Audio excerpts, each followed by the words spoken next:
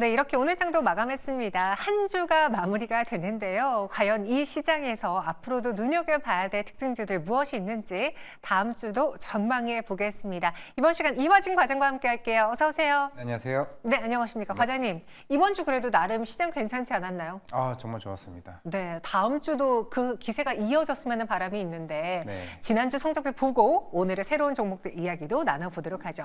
이화진 과장님 10개 종목 중에서 8개 종목의 투자 의견 적중률 80% 여전히 높은 적중률을 보여주고 있습니다. 참 혼란스러운 한 주였는데요. 그럼에도 높았고요. 오늘은 어떤 종목으로 볼까요? 고냐, 스톱이냐, 주인공 보겠습니다. SK하이닉스 7% 가까운 급등으로 장을 마쳤고요. 현대차는 5.81% 상승.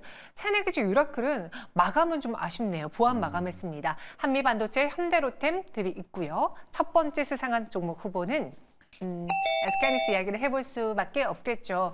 오늘 외국인이 현선물 매수가 좀 강하게 들어왔고 기관도 현물에서 매수를 했습니다. 그 앞에 선두주자로 이제 삼성전자, SK하이닉스가 있는데 실상 지수가 오른 거에 비해서 상승 종목 수는 많지 않았거든요. 그만한즉슨 SK하이닉스가 거의 모든 자금을 흡수해갔다, 블랙홀처럼 가져갔다라고 해도 과언이 아닐 것 같은데 어떻게 평가하십니까? 네, 이번 주 물론 SK하이닉스가 좀 바닥에서 올라오긴 했습니다만은 삼성전자랑 사실 SK하이닉스 외국인 수급이 사실 우리가 상반기 때만큼 그렇게 강한 강도로 수급이 들어온 건 아니었습니다. 근데 지금 SK하이닉스 지금 확인해 본 결과 한 4천억 정도 오늘 시장에서만 유입이 됐고 삼성전자는 아직 확인을 못했습니다만은 오늘 반도체에 대한 수급 요인이 그나마 조금 긍정적으로 봐야 되지 않을까. 왜냐하면 저도 어제까지는 반도체 생각보다 반등이 생각보다 세게 들어오지 않는데 그러면은 우리가 그동안 삼성전자 뭐 퀄테스톤과 여부도 있었고 3, 4분기에 대한 실적 가이던스에 대한 하향치가 결국에는 실제적으로 움직여준다고 하게 되면은 좀 부진할 수 있다라고 생각을 하고 있는데 이게 한 아마 화요일쯤에 TSMC 이제 7월달 매출이 워낙 잘 나오다 보니까 그러면 이제 8월 28일 엔비디아도 걱정이 없는 게 아닌가라고 좀 생각을 하고 있습니다. 그러면 이제 그동안 이제 반도체 수출력도 마찬가지였지만은 그동안 디램이나 낸드 쪽에 대한 가격이 계속 꾸준히 좀 인상하고 있는 측면이 있기 때문에 그런 수익적인 측면에서 이제 어느 정도 시장에 대한 수요만 이제 하게 된다라고 하게 되면은 그럼 3분기에 대한 컨센도 2분기에 대비해서 좀 올라갈 가능성이 좀 높다라고 보고 있기 때문에 오늘 수급이 그나마 저한테는 조금은 안도에 좀 한숨을 쉴 수 있는 부분이 아니었나 좀 생각을 하고 있습니다. 오늘의 수급이 굉장히 안도감을 줬다. 오늘까지 5거래 연속 상승이고요. 딱 오늘 상승하면서 블랙 먼데이 때 그 급락했던 그 주가 위로 올라왔습니다. 장중에는 20만 원까지 밟아줬는데 그런 이야기가 있더라고요. 이번에 뭐 많은 기업들, 빅테크 기업들의 실적이라던가 콩콜 보면은 AI 회의론 같은 건 없었다라고 결론이 나와진 상황이거든요. SK하이닉스 앞으로의 주가는 어떨지 이전의 영광처럼 폭발적인 상승 보여줄까요? 그와는 다른 상승일까요?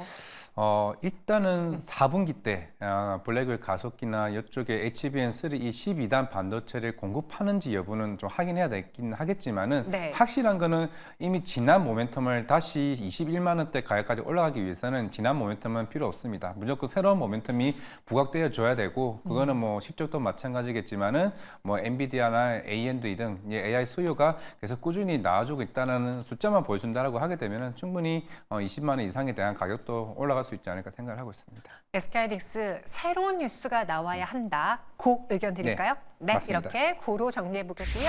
이어서 두 번째 수상한 종목 보시죠.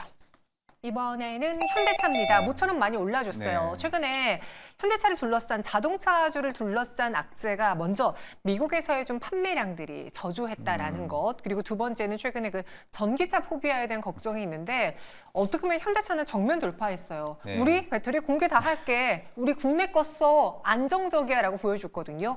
현대차가 이번을 위기 삼아서 오히려 수혜를 볼 수 있을까요?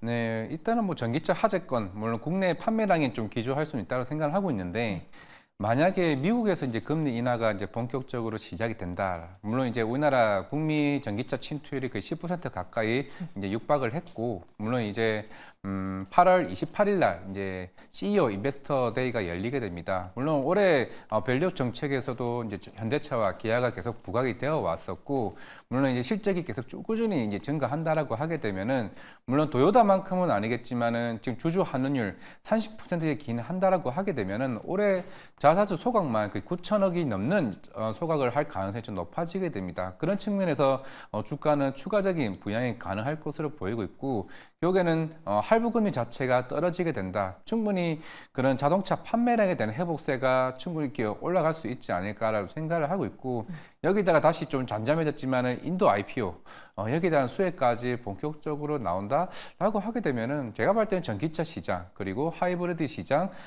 대부분 전기차나 이제 내연기관까지 시장을 판매량이 다른 원성차 차 대비 좀 올라갈 수 있다고 보고 있기 때문에 저는 이번에는 30만 원 충분히 넘을 수 있지 않을까 생각을 하고 있습니다. 이번엔 다시 또 30만 원 넘어설 수 있을 것이다. 사라진 이야기이긴 하지만 현대모비스 그리고 뭐 현대글로비스를 둘러싼 지배구조 개편 이야기도 있었잖아요. 네. 지금은 또 조용하긴 한데 그런 것들이 다시 부상된다면은 주주 친화 정책, 뭐 지배구조 개편 여기다 실적까지 더해지면서 현대차가 시장을 좀 주도하는 그런 장도 충분히 가능한 거죠? 그렇죠. 충분히 가능하죠. 물론 금융주들이 최근에 밸류업으로 다시 좀 반등이 해왔지만은 네. 결국에는 실적을 보여주고 있는 게 현대차이기 때문에 아마 2분기는 좀 2분기에 대비해서 3, 4분기는 좀 달라지지 않을까 좀 생각을 하고 있습니다. 고 의견 말씀드리겠습니다. 현대차도 고고요. 이번에 다시 전고점 트라이하면서 30만 원 위로 올라갈 것이다라는 긍정적인 전망이었습니다. 다음 수상한 종목은요. 미코바이오메드입니다. 오늘 뭐 엠폭스 코로나 관련주 이 진단키트주들이 뜨거운데 사실 처음에 그 코로나19 환자가 늘어났을 때만 해도 예전에 우리 한번 겪어봤잖아. 그렇죠. 이거 하루 이틀 건이야 라고 이야기했던 분들이 많았는데 좀 길어지고 있어요. 오늘도 주변에 보니까 마스크를 안 쓰던 분들도 쓰시던데 미코바이오메드의 추가 상승은 충분히 가능할까요? 저는 이제 물론 테마는 테마로 접근해야 된다라고 좀 생각을 하고 있고, 네. 물론 이게 하나둘씩 이제 언론에서 좀 강한 느낌으로 나오고 있죠. 뭐 초등학생도 좀 심해지면은 등교 안 해도 된다.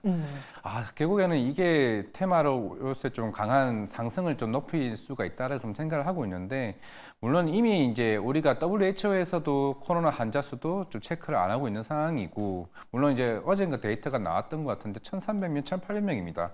우리가 코로나 때만 하더라도 하루에 일 환자 수가 거의 10,000명이 넘는 이제 시대였던 상황에 비하면은 좀 굉장히 낮은 상황이기는 한데, 그럼 이게 숫자로 따지면 어떻게 할 거냐? 아마 미코바이오메드도 재무제표만 보더라도 코로나 그때 한참 잘 나갈 때 300억이었지만은 영업이익은 오히려 적자였습니다. 지금은 25, 30억 벌고 있는 분기 실적인데, 그러면 이게 실적으로 접근을 하면은 사실 의미가 없지만은 과연 이게 다음 주 가서도 이게 원숭이 두창 관련 이슈나 코로나 이슈가 시장에서 계속 부각될까에 대한 여부도 저는 이제 조심해야 되는 단계라 좀 생각을 하고 있습니다. 이미 거의 2주간의 흐름으로 지금 나오고 있고, 물론 종목별로 하나둘씩 새로운 또 종목들이 나오고는 있기는 하겠지만은 결국에는 이게 항상 여러분들도 아시겠지만은 마지막은 급락이 마지막장이 나온다는 거를 좀 유심히 보고 좀 판단하시는 게 좋지 않을까 좀 생각을 하고 있습니다. 근데 저는 개인적으로 엠폭스 관련주보다는 지금 코로나19 관련주가 조금 더 우리가 네. 대응 혹은 실체를 파악하기 쉽지 않을까라는 생각인데 오늘 엠폭스도 그 못지않게 강했잖아요. 두 테마 중에서 매력을 좀 비교하면 뭐가 날까요? 코로나는 우리가 그 한 번은 겪어봤지만은 네. 사실 오늘 엠폭스 관련 이슈가 나왔던 거는 스웨덴이나 오히려 다른 국가에서 나오게 되면서 오히려 이제 WHO에서 이제 다급하게 어느 정도 정책을 실시하는 측면이 있기 때문에 네. 원래 테마는 좀 불확실성을 굉장히 좋아합니다. 불확실성에 따라서 이게 갑자기 나왔대, 아프리카에서 이쪽 다른 국가에서 나왔대라는 이슈만 나와도 이게 초기에 대응이 안 되기 때문에 그때는 주가는 좀 강한 움직임을 좀 보여준 오늘 하루이지 않았을까라고 생각을 해봤을 때, 분명 주말 사이에서는 WHO에서 여기와 관련된 관리를 실시를 좀 더 강화하지 않을까라고 생각하면은 저는 이게 언제 한번 또 주가가 빠질 수 있다고 생각을 하고 있기 때문에 고라고 생각할 수 있지만 저는 스탑을 하는 게 좀 맞다라고 생각해서 스탑을 말씀드립니다. 네, 비코바이오메드는 스톱 의견 드리겠습니다. 이어서 다음 수상화 종목 후보는 뭘까요? 한국가스공사 6.4%가량의 상승으로 마감을 했습니다. 여전히 대왕고래 이벤트도 남아있고요. 뉴스 살아있고 제가 듣기로는 이화진 과장님 한국가스공사 공부도 많이 했다고 들었는데 이 종목을 공부하기 위해서는 지금 실적을 봐야 될까요? 대왕고래 테마 이슈 체크를 해야 될까요? 아니면 추후에 뭐 가스값 인상 뭐 이런 이야기 있으니까 요금 인상을 봐야 될까요? 제가 전년도에 이제 초전도체로 조금 많은 이제 테마에 대한 공부를 좀 많이 하게 됐었는데 네. 사실 한국가스공사를 보게 되면 실적도 되고 그리고 수급도 되고 어떻게 보면은 테마성에 가장 좋은 위치에 있는 흐름이지 않을까라고 생각을 하고 있습니다. 이번 2분기 실적 컨센보다 굉장히 높게 나왔습니다. 지난주 금요일날 실적이 나왔고 월요일날 이제 급등하는 모양새가 자리를 만들어줬는데 물론 이번 8월달 MSCI 편입은 못 들어갔습니다. LS 일렉트리가 들어갔지만은 그 다음 이제 11월 이제 MSCI 편입이 다시 지금 정확하게 모르겠죠. 지금 시총이 4.5조 정도까지 올라갔을 거라 생각을 하고 있습니다. 한국가스공사가.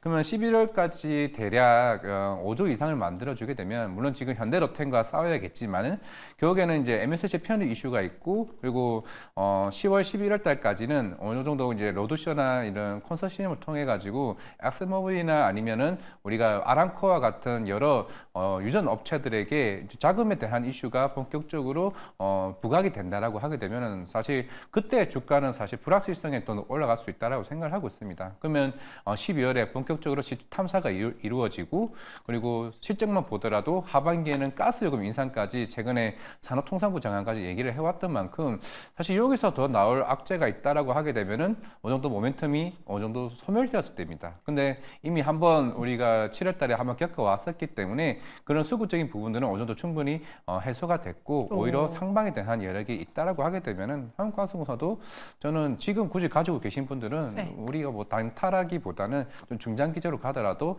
크게 먹을 수 있는 장이 아닐까라는 걸 저도 작년에 초전원태를 보면서 좀 배웠습니다.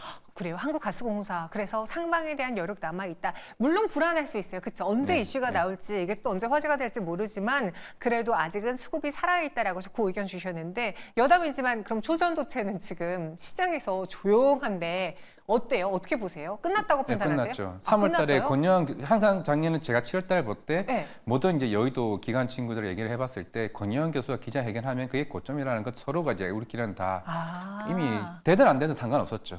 그게 불확실성의 테마는 항상 그렇게 움직인다고 좀 생각을 하고 있습니다. 네, 그러면 어떻게 보면은 그 초전도체에 대한 수급 테마가 여기 한국가스공사 대왕고래 테마로 왔을 수도 있겠습니다. 그 의견이고요. 다음 수상한 종목 후보는 무엇입니까? 현대로템이에요. 오늘 50주 신고가를 기록하고 나서 엎치락 뒤치락하다가 결국 약보합에서 마감을 했는데 현대로템이 그 시장 안에서 그 업종 내에서도 유독 아웃퍼폼하는 이유가 뭘지 궁금한 게요.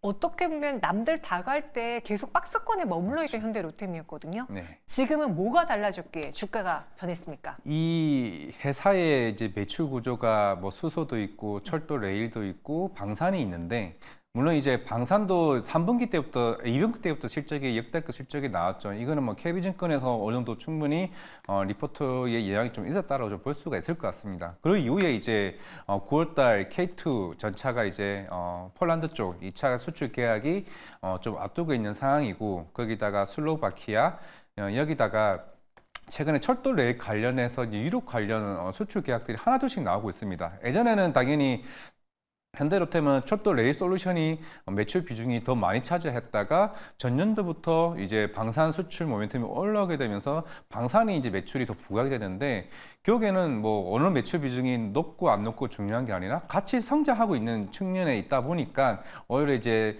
2분기 실적뿐만 아니라 3분기도 실적이 더 고공행진하고 있다는 측면 거기다가 수주장까지 쌓이다 보니까 사실 뭐 하나 에어로스페이스보다는 현대로템이 최근에 오히려 시장에서 더 부각되는 것 같습니다. 최근에 뭐 로봇 이야기도 같이 나오지 않아요? 네, 맞습니다. 코스트 로보티스인가? 저 정확하게 좀 기억이 안 나는데 네. 그게 방산과 이제 로봇이 합쳐진 이제 로봇에 대한 어떤 테스트 한다는 그 이슈가 나오게 되면서 부각되었던 것 같습니다. 네, 현대로템 공입니까 수급입니까? 고입니다. 여기서도 그 의견 드리겠습니다. 5개 중에 4개 이미 고를 받았어요. 전체 10개의 투자 의견은 어떨지 보시죠. 유라클과 파밀셀, 엔캠, 미코바이오메드는 스톱이고요. 나머지는 고 의견입니다. 엔캠 실적이 잘 나왔던데요.